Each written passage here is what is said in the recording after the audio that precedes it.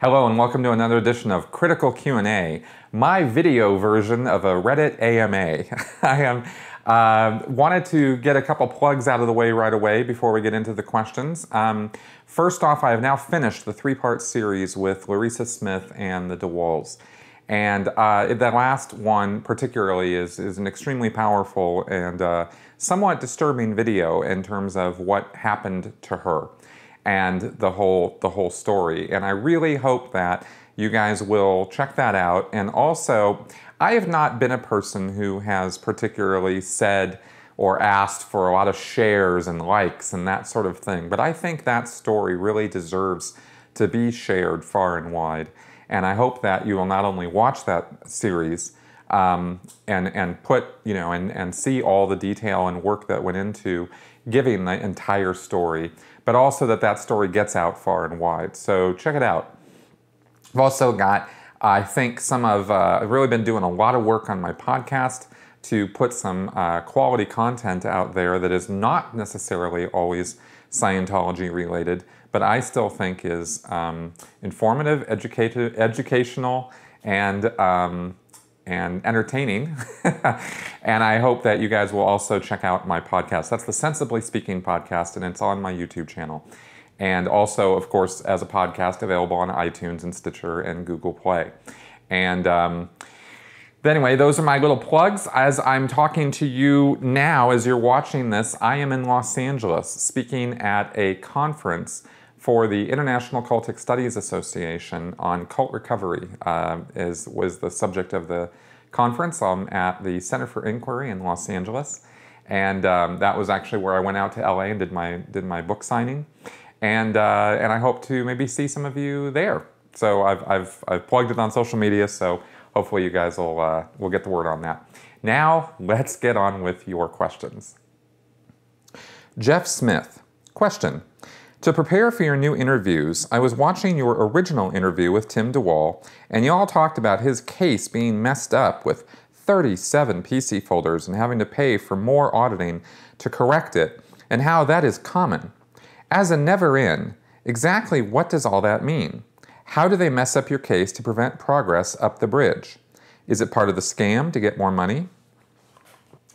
In an earlier Q&A, I remember talking about case supervisors, and I can't remember right off the top of my head which number that was, but I will look it up and put a link to it below so that you can see what I said about how Scientology auditing is directed by a third person. You have an auditor and you have the pre-clear, right? And that's in the auditing room, that's the setup.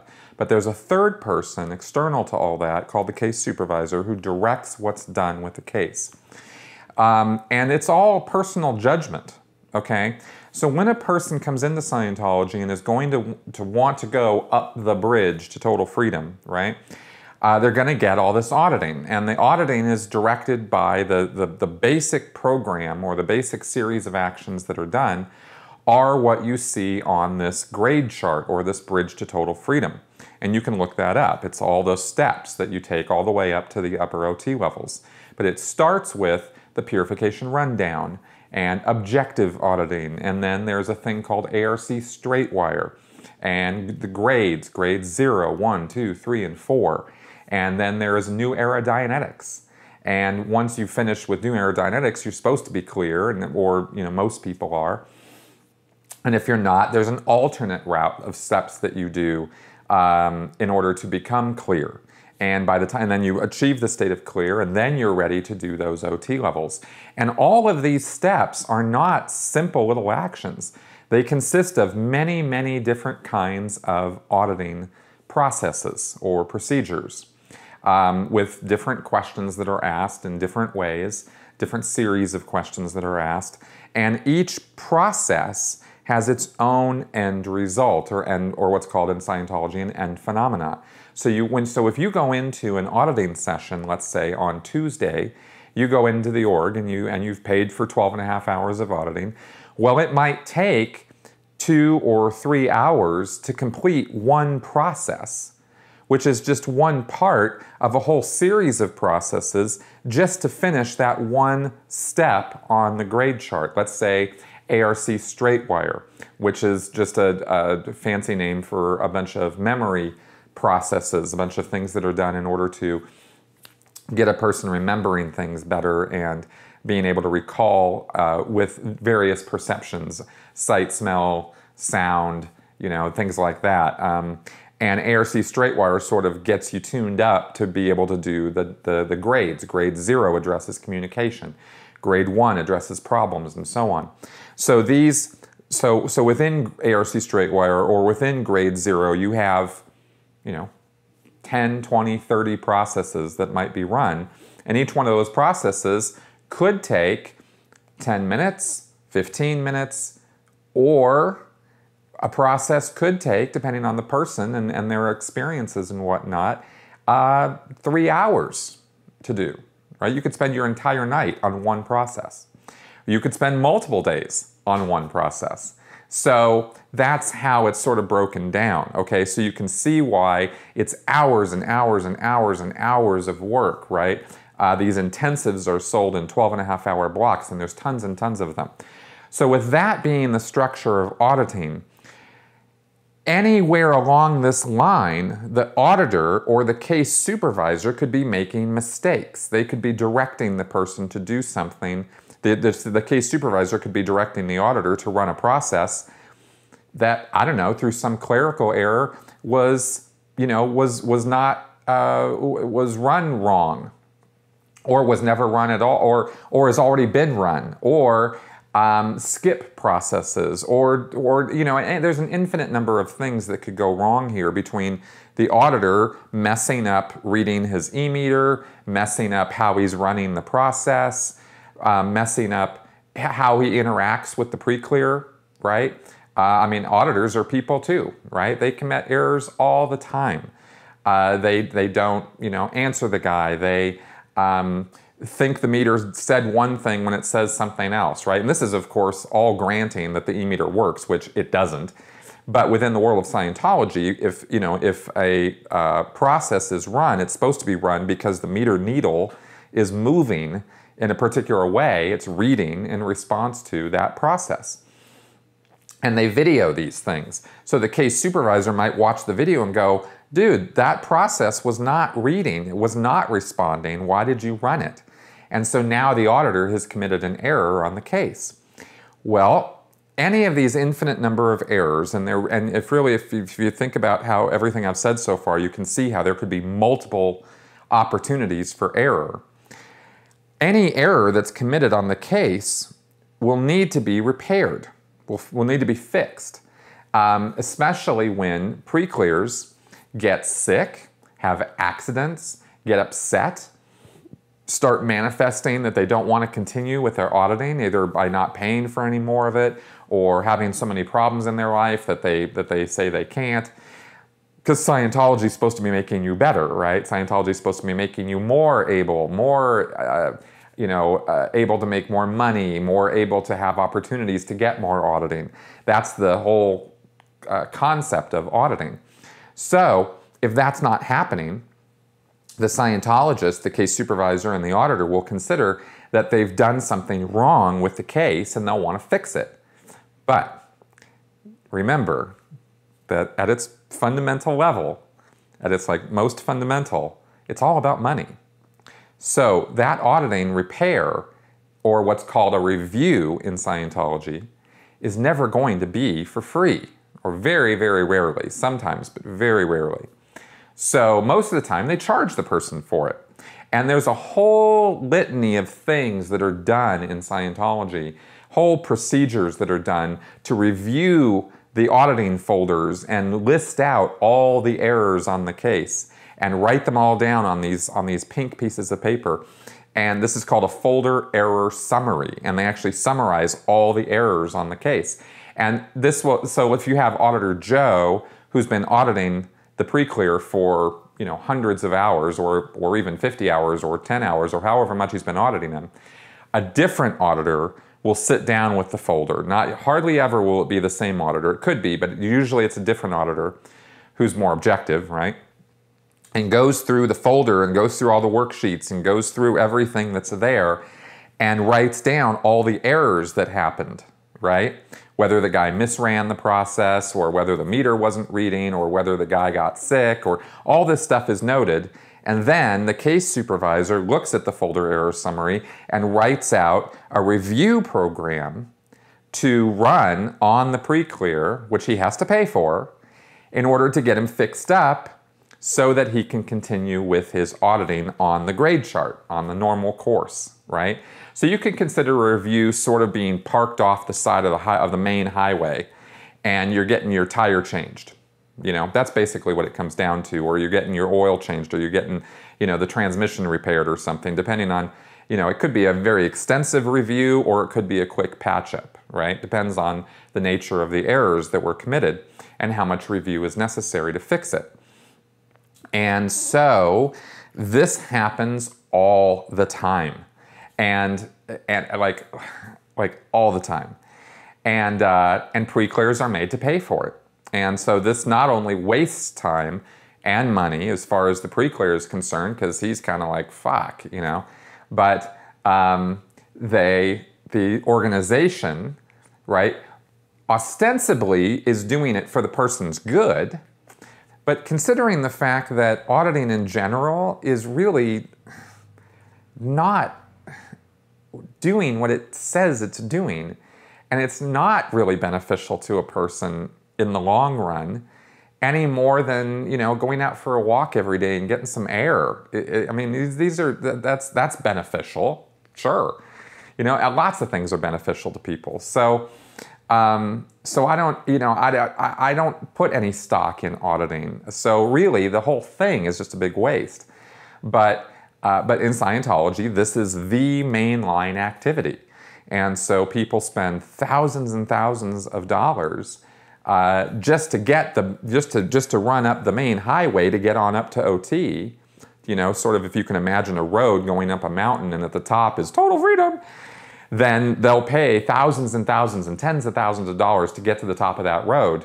But every time they get parked off to the side, they got to pay for the tow truck guy to come out and give them a repair, right? And that's review auditing. So long answer, pretty simple concept really, but I wanted to explain it thoroughly so you kind of get the whole picture of what that's all about. Because as you said, you're a never in, so I'm not assuming that you know really much of anything about all of this. So that's how it works. Marianne, I heard someone liken third wave feminism to a cult that unduly influences its adherents in a similar manner as Scientology, the People's Temple, or the Unification Church. As a second wave feminist myself, I tend to shy away from third wave feminism because I think some of its causes are less about equality than they are about dogma. But I'm thinking the cult label might be a bit much. Your thoughts? Hey, thanks for the question, Marianne. And yeah, I actually agree with you.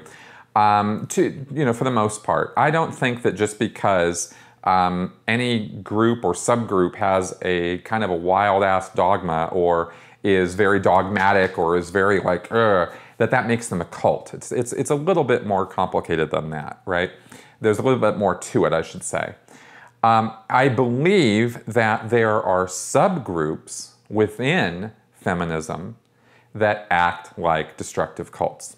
I believe that there are women within feminism who have, certain traits that are very cult leader-like, and the people who follow them get into a very extremist state of mind about feminism and about equal rights, where they get into a frame of mind where their rights are, it's sort of like Animal Farm, what's the line? Some pigs are more equal than others, right? And that's the line from the book. I'm not saying women are pigs. But it's this idea that, my equality trumps your equality, or they take it to this extremism, and that's where I have a problem with third and I think even fourth wave feminism. I think feminism accomplished much of its goals in all the years through suffrage and through civil rights and through the 70s and the pay and all these kind of things. And do we still have, progress left to be made? Of course we do, absolutely. We're not all on a level playing field yet across the boards, and there's always going to be work to do on that.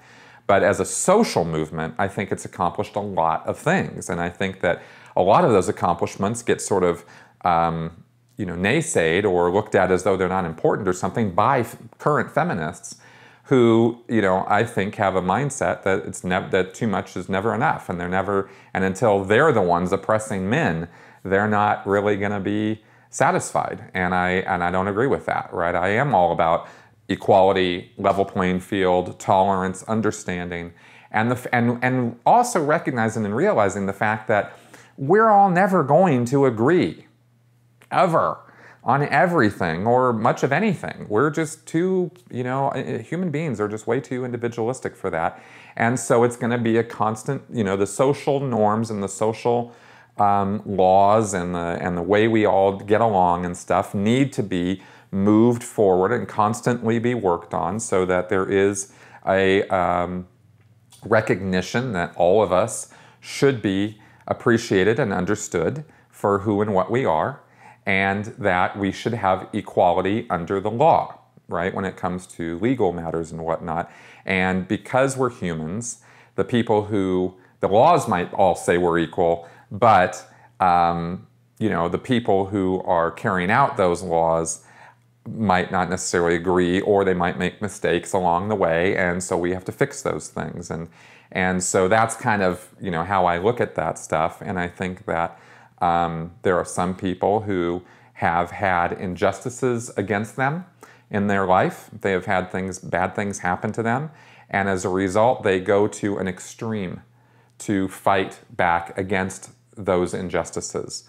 And it's not good when that happens. It's bad for them that happened to them in the first place. It sucks. It's not fair. Life is not fair. But to then take that and move forward in such a way as to, well, now I'm going to take away other people's rights because mine were taken away in this instance, that's not a correct approach. And I think that is the approach of some third wave feminists, and I think that's a mistake. So that's my take on that. Ann Farward. Hi, I really like what you are doing. Watching your videos helped me to get back to myself after I stopped coming to the Church of Scientology when I was still considered to be a member of the church, and to stop feeling guilty. So now, when I'm free from Scientology, there are still some questions bothering me. I wonder why the practice of Dianetics and auditing couldn't be included as one of the programs to get better, as a possible remedy for psychology, neurology, psychiatry, etc., that would be fully or partially financed by the government funds, like, for example, obligatory health insurance that people have to pay with their tax, even if they are not working, even if they are never going to any doctors. I know that many doctors are bad because they prescribe only the most expensive pills for which they get secretly rewarded from the pharmacy companies, and these drugs may actually do more damage than help. I would like to hear your opinion about this. Thank you. Hey, Ann. First off, I would like to say that well done for getting out of Scientology, and thank you very much. I'm really glad that my videos could help you. I'd like to say that I would really encourage you to keep educating yourself, because I think from some of the things you've said in your question that there's still some CCHR, Citizens Commission on Human Rights, and Scientology dogma going on in your head, and it's not that Big Pharma are a bunch of good guys. Okay, it's not that CCHR gets it wrong on everything, because they don't. There are definitely abuses in psychiatry. There are definitely overprescriptions occurring with pharmaceuticals, and there are definitely problems in that area. No question about it. But the idea that every doctor is prescribing medications because they're getting kickbacks from Big Pharma that's not a truly accurate picture of what's going on, okay? So that all being said, I would just encourage you to keep finding out for yourself what the picture is out here in the big wide world of medicine and neurology and psychiatry and psychology. And I know that these are difficult topics to delve into with a Scientology background, because there's such heavy indoctrination in Scientology. against anything that has to do with the brain or medicine or psychiatry and psychology specifically. And yet, the truth of the matter is that there are some very good people who have done some amazing work. I mean amazing work with neurology and with psychiatry and with psychology. There's some really great stuff out there to be learned and known about these fields that really explains a lot about the Scientology mindset, about cult mindsets, and about just how human beings operate, how we act, and why we act the way we do. So, heavily encourage education in that direction. Now, to answer your question about why, do I think that, why would the practice of Dianetics not be included in these fields? Well, see, it kind of is, but it's not called Dianetics or Scientology, of course. And I say it kind of is because Hubbard was taking things from psychology and psychiatry and incorporating them into Scientology. And I talk about Dianetics being a form of limited regression therapy, for example. Hubbard didn't invent the idea of going back and re-experiencing trauma or traumatic incidents that you've had in your past and going through them over and over again to desensitize them. And there have been studies done that show that that's actually not a very good thing to do, and it's not very effective at desensitizing traumatic experiences. But there's other studies that show that maybe, I can't cite positive studies about it, but I do know that some people have benefited from it. Let me put it that way. So I'm not going to sit here and naysay basic, regression therapy or the idea of going back over things that have happened in the past and, talking about them. I think that can be helpful. I think communication about life and things that have happened to us, I think that's always a helpful thing to do. So I don't have a problem with any of that as such. Dianetics takes that into this structured methodology and says, this is the only way to do it on every single person. This is universally workable. Everyone will respond. There are no exceptions to this, and that's where I call bullshit, because there are exceptions to it. There are people who don't respond to it, and the procedure itself is not at all scientifically validated through clinical trials and case studies and whatnot, that it is universally effective, right? Which is why in 1950, psychology and psychiatry looked at Dianetics and were like, yeah, no, this is pop psychology at its worst. And Hubbard was like, no, this is scientifically validated research, and this is absolutely universally workable, and you guys in psychology don't know what you're talking about. No, I'm sorry.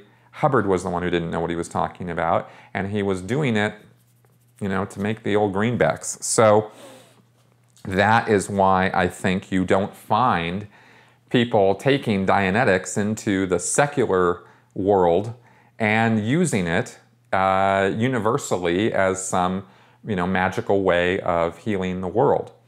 It's been noted that you don't see fortune tellers winning the lottery. You don't see faith healers going into hospitals and emptying them out. Why not? Right? If fortune telling is a thing, then why has no fortune teller ever won the lottery? If faith healing is a thing, then why don't these people go into places where there is real physical need of healing and do something about it? It's because they can't, because it's fake. And so why is it that if Dianetics is so wonderful and is able to cure cancer, leukemia, bad eyesight, any physical derangement or problem, which is what Hubbard claims it will do, then why aren't the Scientologists going into hospitals or going down to medical centers or any area where there is a need for healing and doing it? Well, obviously for the same reason, because it doesn't do that. And so, it doesn't live up to its claims. What it does is it makes some people feel better. It makes some people able to more easily look at traumatic incidents that have happened in their past. And that's it. That's all it does. And there are some people who have been in Scientology and in Dianetics who have come out of Dianetics and Scientology because they realized how bad it was, but they still feel good about what the Dianetics did for them, and so they still attribute all its workability to Hubbard and to Dianetics. And it's a mistake. It's just they're misinformed. And it's so frustrating, for me to see that and see people still claim how wonderful Dianetics and Scientology are, even after they get out of the totalitarian organization of it and still claim that the technology is so wonderful, because they, for the most part, have no clue what the hell they're talking about. So anyway, that's my take on that. Larnaka LCA. Hi Chris, you've stated on many occasions you are a sci-fi fan. Me too. My favorite movie director of all time is Kubrick. I am wondering, what's your take on his alleged involvement with NASA and Apollo missions? I would really like to pick your brain in critical thinking on the whole landing on the moon subject. I'm also wondering about Scientology's take on cosmology, apart from thetans, volcanoes, and the rest of the crazy. Thanks for your kind reply. You rock. Well, thank you, and I hope I got your name right. I don't know if I'm reading that right at all. Okay, so Kubrick and the moon landing. Yeah, I think that's conspiratorial nonsense. I literally think that's just made up. It's so farcical that it just comes off like a Monty Python skit. I mean, that they one, didn't land on the moon, that the whole thing was a fake. Two, that they then brought in Stanley Kubrick to direct it, I guess because somebody thought of this because Kubrick was making 2001, A Space Odyssey at the time of the moon landing. And the idea that they've pulled this over on everyone, right? That this whole conspiracy happened and no one ever knew, right? And actually there's a great movie that was just made called Operation Freakout, which is not a super high budget movie. I saw it in an indie theater here a couple weeks ago, and it's about the CIA pulling off a fake moon landing and doing it in such a way that really only a few people knew. But of course the astronauts had to know. And when you start talking about conspiracies like this, like real world conspiracies, not movies and not goofy ideas that float around on the internet, but real world activities like this, you're talking about involving so many people that the sheer number of them make it impossible to keep the thing a secret. It's the same thing as, this is the basic logic behind why I believe the whole 9/11 truther thing is just all a bunch of crap. Is because the number of people who would have to be involved to fake something like, the World Trade, not fake, but to create a situation or a scenario where the World Trade Center was brought down, right? Or, where we landed on the moon. We're talking about hundreds of people, not a couple, not tens, we're talking hundreds.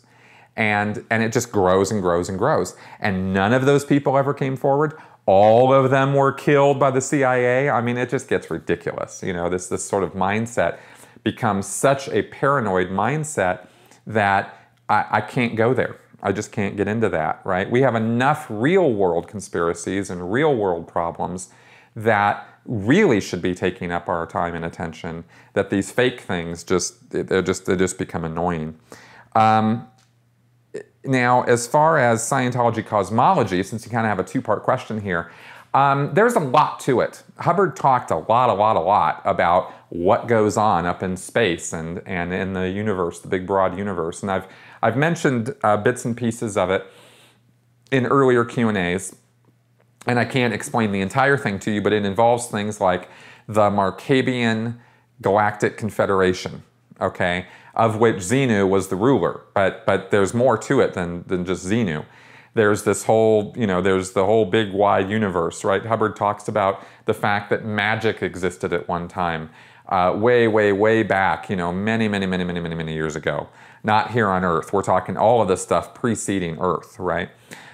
He talks about invader forces. He talks about the fact that this planet and this solar system was a jumping point to other galaxies, that because we're out on the rim of our galaxy, this was a place where ships would come and jump off to other places, and so this was a popular place to be, and so you had various invader forces, and they didn't all look like humans. He talks about the fact that some of them looked like big bugs and had big claw hands and these kinds of things, right?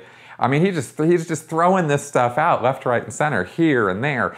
And it's never painted as a consistent cosmology, which is a point I've made before, is he just throws these things out there. And he talks about implant stations and places where, out in the big wide galaxy, they kind of know that there is a spiritual existence. It's not just, body, body, body, body, body, and everybody's trapped in this endless cycle of body, body, body, like they are here on Earth. He talks about Earth as a prison planet or a dumping ground, where kind of a similar way to the old movie Escape from New York, where New York, Manhattan Island became prison and people just got dumped in there. And they just built walls around it and they just threw people in. And they just put guards on the walls and that was it. And the prisoners created their own society. Hubbard, the analogy he gives for Earth is very much like that, is people are just thrown here who were rebels or who were criminals or who were, antagonists to the society, and they just threw them here. And this is what Earth consists of, is a bunch of people who are, rebels and criminals. So those are bits and pieces of the cosmology. I wish I could lay it all out for you, but it would take hours because there's a lot of details, there's a lot of little things, and also there's so many inconsistencies and things that he just threw out, and then he never explained anything more about them. So they just kind of leave you hanging. But he really showed, one thing I will say about Hubbard is he really showed that he was a sci-fi author, because all this stuff is just pure imagination. And I was intrigued and fascinated by it for years because I took it all as literal truth. Oh, Chris. So, there you go. Whoa, it is time for Flash Answers. Benjamin Johnson, here's a Flash question for you that is non-Scientology and non-political. Who had the stronger interspecies bromance, Kirk and Spock or Han and Chewie? Oh, dude, Kirk and Spock all the way. I mean, absolutely. Those guys were awesomely connected. And of course, it's kind of a threesome because you have to throw McCoy into it as well. But as far as bromance, yes, absolutely Kirk and Spock. Han and Chewie, awesome coupling, definitely. Good, amazingly good friends, tight as hell. But I think that that Kirk and Spock was the senior of the two comparisons there. Cassie W., are you married or did you ever have children? Did being a Sea Org member factor into your decisions for your personal relationships? I apologize, I realize this is personal and hope it's not offensive. I have a really inquisitive nature. Yeah, no problem. You can ask me anything you want. I was married when I was in the Sea Org. I am not now. I divorced my wife when I left the Sea Org, and she's still there, and I'm here. And I do have a son, and I've mentioned him before in an earlier episode when I was pimping one of his videos. He's a filmmaker also. He lives down in Australia, which is where he was raised. I was not involved with raising him, but that's where he lives, and he's a great guy, and I am in touch with him. And as far as this being in the Sea Org factoring into my relationship decisions, kind of has to when you're in the Sea Org, because you can only hook up with other Sea Org members, and you can only hook up with them after you get married. So it kind of puts some big, stipulations on you as to what you can and can't do. Now that I'm out of the Sea Org, I'm not married. I have a girlfriend, and life is great. Mojo Ryzen, do you think that David Miscavige, or an assigned goon, watches all the videos and or reads all the literature put out there by guys like you and Tony Ortega? They obviously know when to launch their smear campaigns, so someone is keeping them in the loop, but to what extent do you think Miscavige goes to? Thanks, Chris. Absolutely. I don't think that David Miscavige personally is watching all this. I don't think he has the time for that, but I do, because there's a lot of it. But I'm absolutely positive Miscavige has watched Going Clear. I'm absolutely positive Miscavige has read the St. Pete Times articles, and I'm pretty sure Miscavige is well aware of Tony Ortega and what Tony Ortega does, whether he reads his blog on a daily basis or not. I doubt that David Miscavige has watched my videos. I think the Office of Special Affairs has, and I think they probably have a great big file on me. In fact, I'm positive they do, just like they have a great big file on all the church critics. and they keep up with our work so as to watch for any threats to what they consider threats, because they have to keep track of this stuff and put out fires when they feel it's necessary. Okay, so that is the end of our show this week. I hope that this was educational, informative, and entertaining. I am wide open to any and all questions you have for me, so go ahead and throw them in the comment section of my Q&A videos, and I will get to them. I've got a long list of questions to answer. Some of these questions I take up even months after the fact, and I'm sorry for the delay in this. It is impossible to keep up with how many questions I actually get, but I would like more, okay? Because some of the questions I get are duplicative. In fact, many of them are. Or they're questions that I've already answered. And I'm trying to not answer the same questions over and over again because that's not interesting for me or for you. So throw them at me and I will pick them up as fast as I can. And also consider throwing me some love through Patreon. I have a wonderful Patreon campaign going and I've got some brilliant support happening on that. But honestly, I need more.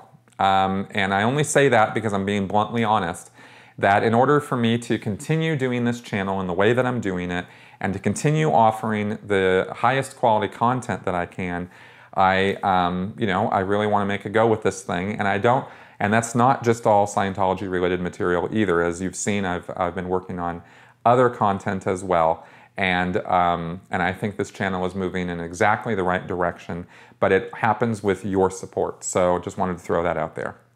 All right, guys, thanks for coming around, and I will see you next week. Bye-bye.